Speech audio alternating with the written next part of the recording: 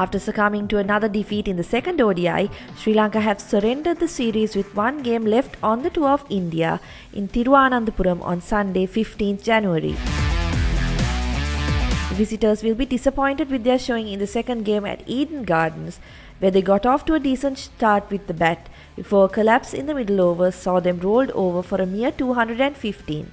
That too thanks to some lower order resistance. Despite pushing the game to the 44th over of the chase, as in the first ODI, there was no real threat of Sri Lanka causing an upset, with the bowlers left with too little to defend. The Indian camp looks in good shape, with Kuldeep Yadav, who replaced Yuzvendra Chahal in the side, coming up trumps, and Umran Malik also once again getting amongst the wickets. They will be most satisfied, however, with the knock of KL Rahul at number 5, as the right-hander rode the waves of pressure created by Sri Lanka to take the horse home with nearly 7 overs to spare. Nothing has quite worked as well as they would like for Sri Lanka in the ODIs, particularly with the bat. Youngster Nuanindu Fernando and Kusal Mendis both got starts at the top of the order, but neither could convert, while soft dismissals seem a common occurrence for the middle order these days.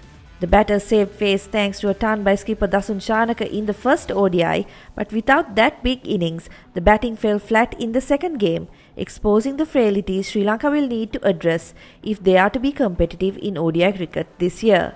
Having already secured the series, the hosts will focus on getting their backups ready for the big stage, the ODI World Cup, later this year. With the likes of Arshdeep Singh, Suryakumar Yadav, Washington Sundar and Ishan Kishan waiting in the wings. Aquaproof 7-in-1. Unparalleled benefits in one high-performing waterproofing paint with water repellent property. Nippon Paint, the coatings expert. Sri Lanka will want to go out with a bang, so don't expect too many changes to the side for the third game. Nuanindu will likely continue at the top if Pathum Nissanka doesn't recover from a stiff back, while we may also see Mahish Theekshana come back into the side to bolster the bowling attack. As mentioned before, India do have a few options they would want to try sitting on their bench. Of those, Arshdeep, Suryakumar and Sundar are the 3 likeliest to be given a go as the hosts look to strengthen their reserves. Sri Lanka have been poor with the bat so far in this series and to a degree during the T20s as well. The second ODI showed how much they have relied on Shanaka getting them to decent totals throughout this tour so far, so they will be looking for someone else to stand up this time. Charit Asalanka had a great 2022 in ODI cricket, with some key knocks against Australia and Afghanistan among the highlights. The left-hander showed glimpses of form in the T20s, but will need to put on a big score on Sunday to give Sri Lanka a win to cap off the series. Umran Malik has grabbed the opportunities handed to him on this tour with both hands.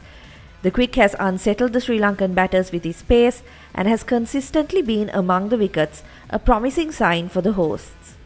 His next challenge will be to close out the tail, a task which India have found difficult over the past couple of games. The Greenfield International Stadium in Thiruvanandapuram is a relatively new venue, having hosted its first international game back in 2017. The records really aren't much to speak of, with only one ODI being played there, that too producing a first innings total of 104 by the West Indies. But if this tour is anything to go by, then expect plenty of runs once again.